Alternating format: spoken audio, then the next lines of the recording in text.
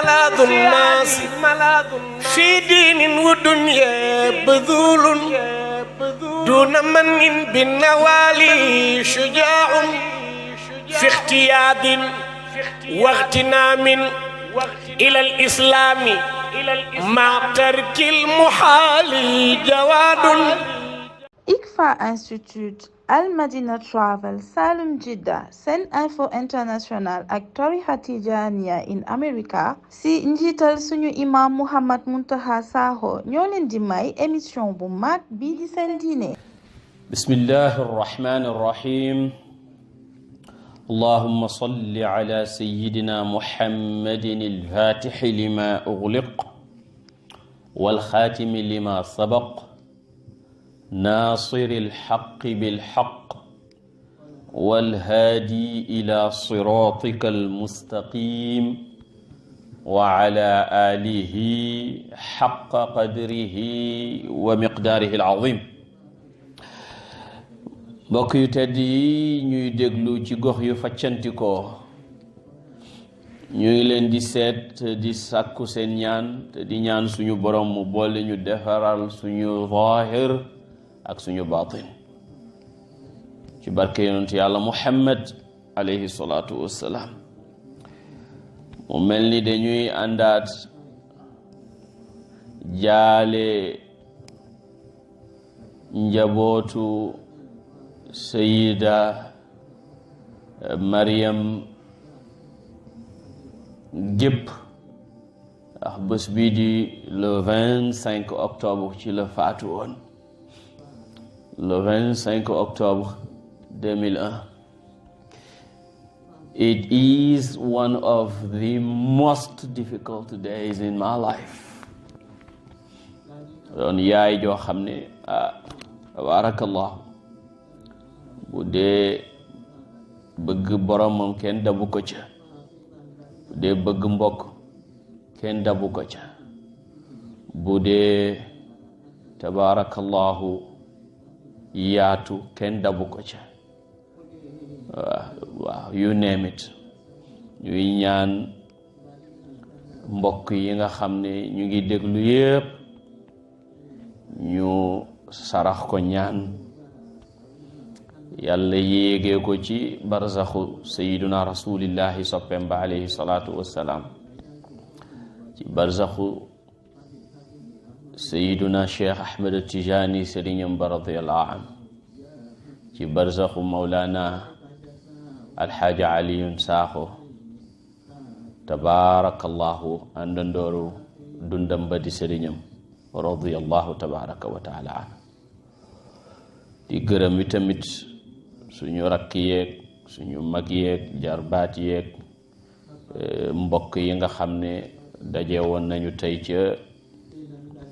kër ga defal ko kaamil, defal ko ñaan, yal na yàlla nangu ci barke yonent bi sallallahu alayhi wa sallam. mu mel na balaa ñoo tàmbali suñu thème bi wala suñu sujet tey bi, am na ay laaj yu fi rot, xanaa ñu jël ci benn. laaj yu bari la waaye bu ñu naree tontu yëpp dafa jël waxtu wi. Ismail,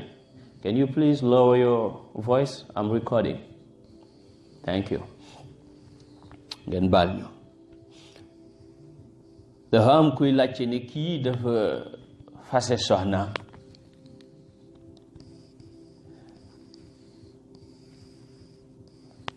waxtaan ak benn mbokkam wala xaritam kooka takk soxna si,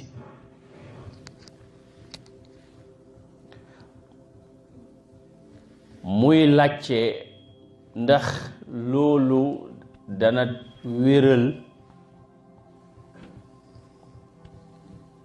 dana mën a tax ndaw si sëyaat ak jëkkër ju njëkk ca. defe naa moom ngeen di wax baara zawji, te baada zawji la wala fi yàq.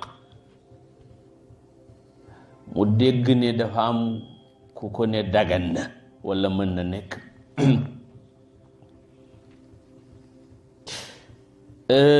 sëy boobu dafa xaraam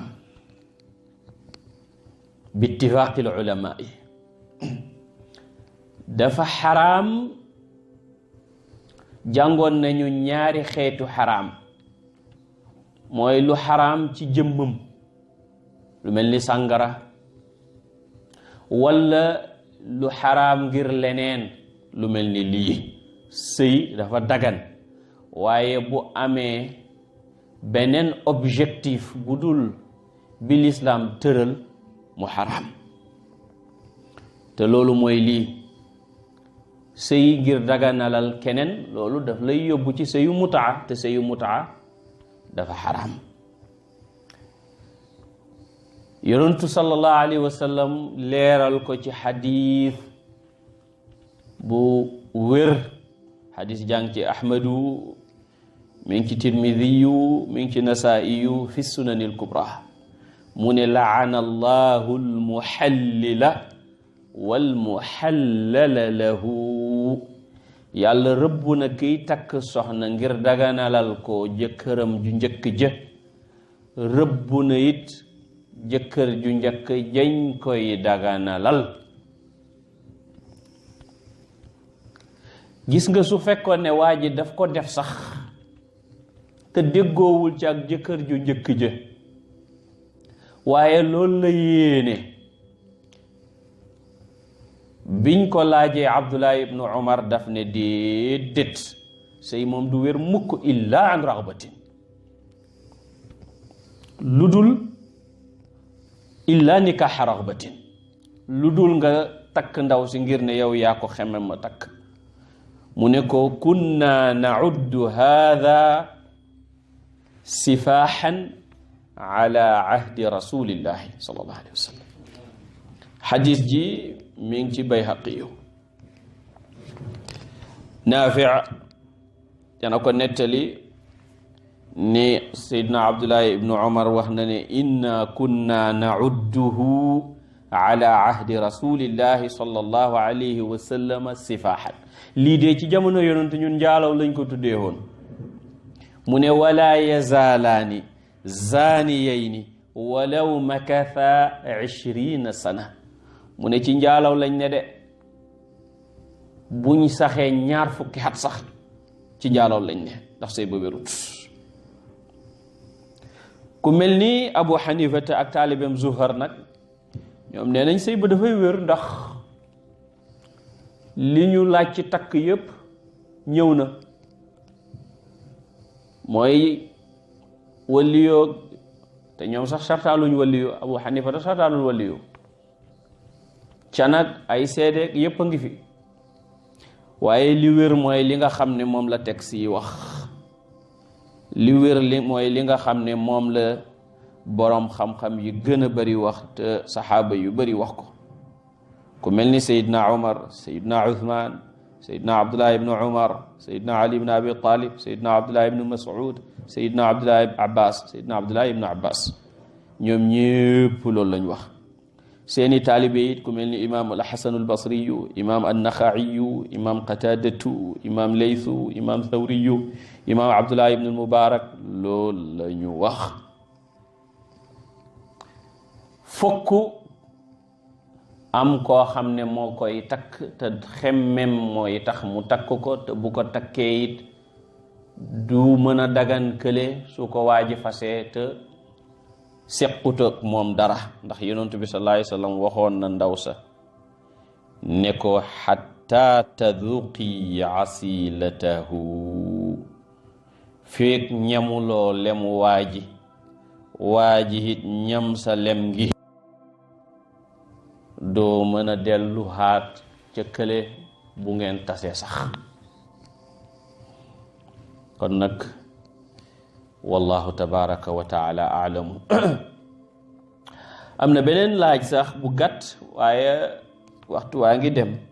waaye naqadiwu la tontu mooy kii dafay laaj ndax koo xam ne mi ngi jeññante ak sobe maanaam am na lu mu yëg ne mi ngi bëgg a génn ci moom ndem saw la ndem leneen la waaye téye na ko nag ci biir julleem ba génnut ndax julleem baax na boroom xam-xam am nañ ci wuute waaye li wér mooy julli ga baax na. lu tax ñu jàpp ne julli ga baaxut mooy li yonent bi wax ne la solaata bi xadarati taami, déet ak julli fekk ñama ngi teew. bu ñu tegee ñam mu ne buñ julli nañ lekk ba pare. mu ne wala wa huwa yudaafiuhu l axbathaani, bu mu ko defit fekk ñaari way sobe yaa ngi jéññenteeg moom.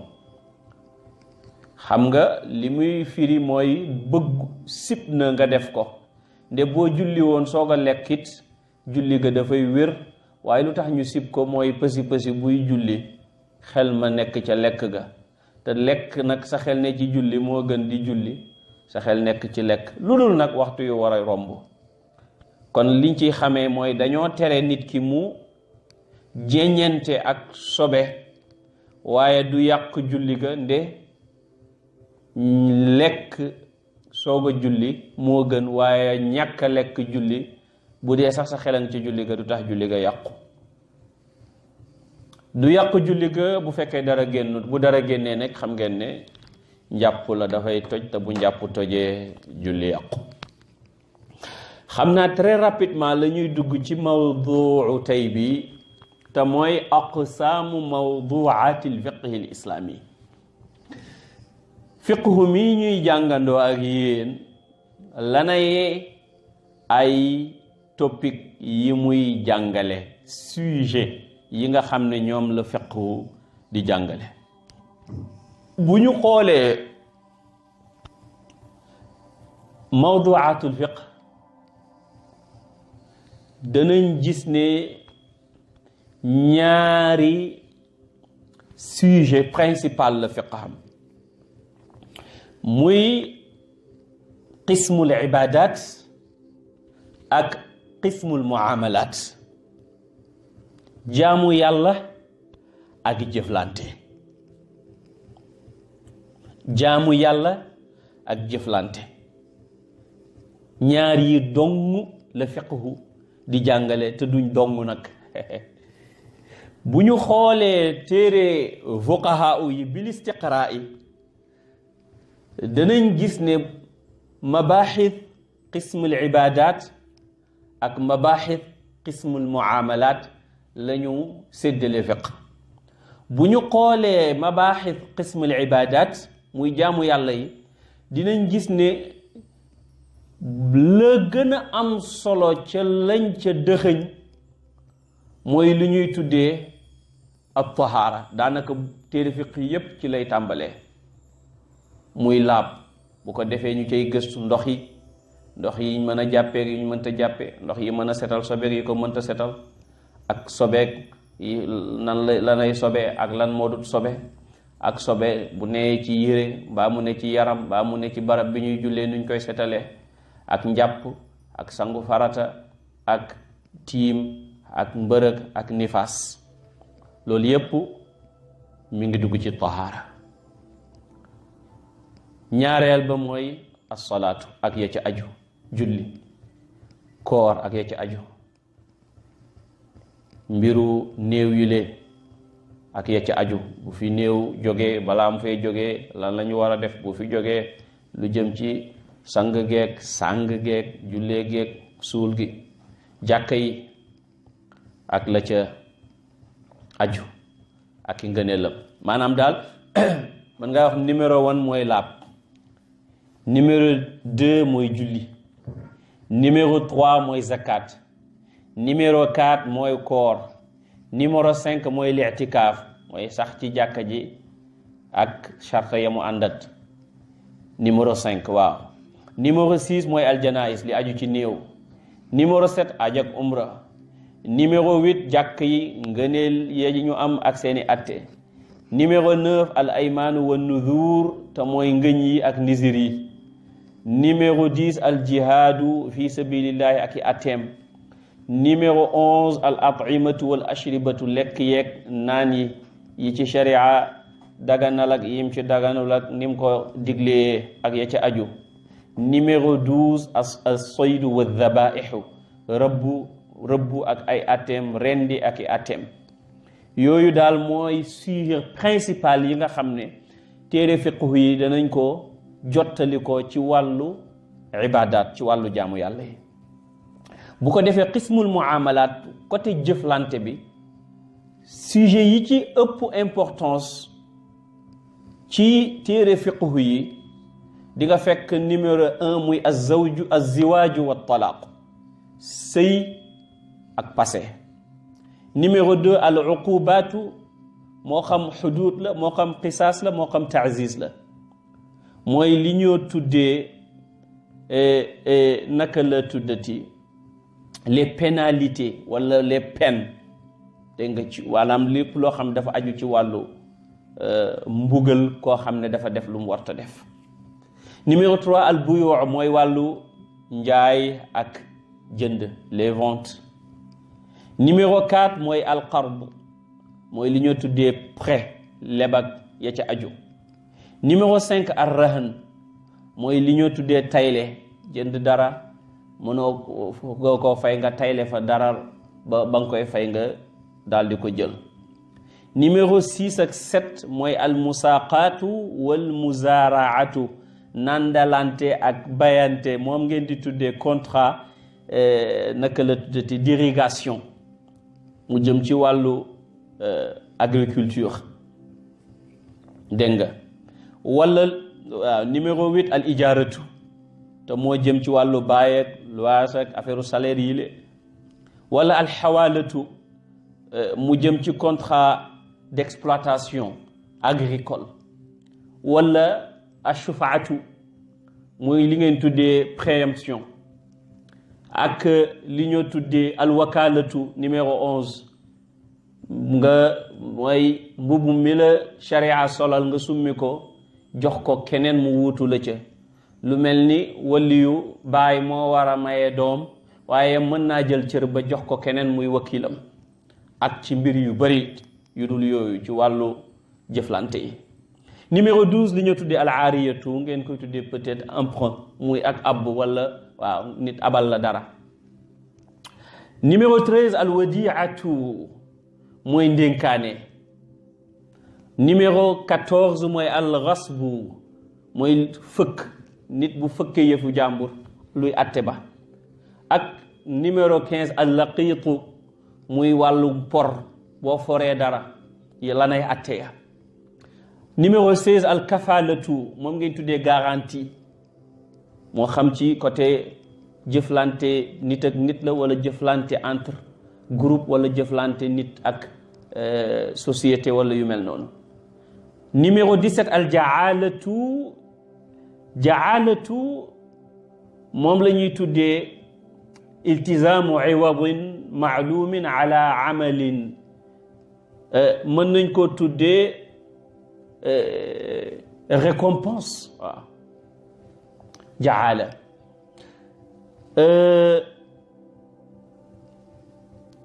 numéro 18 asharikaatu waaw nit yu booloo la groupe yu booloo di liggéey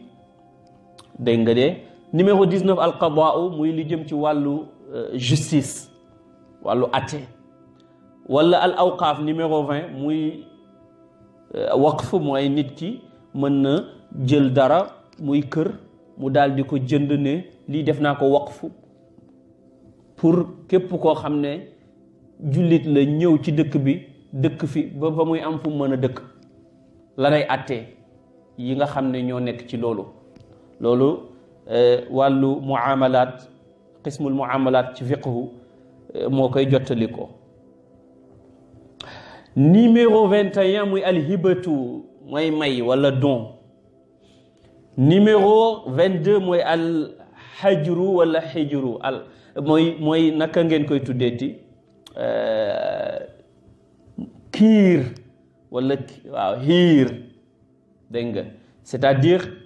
interdit wala non autorisé c'est-à-dire que nit ki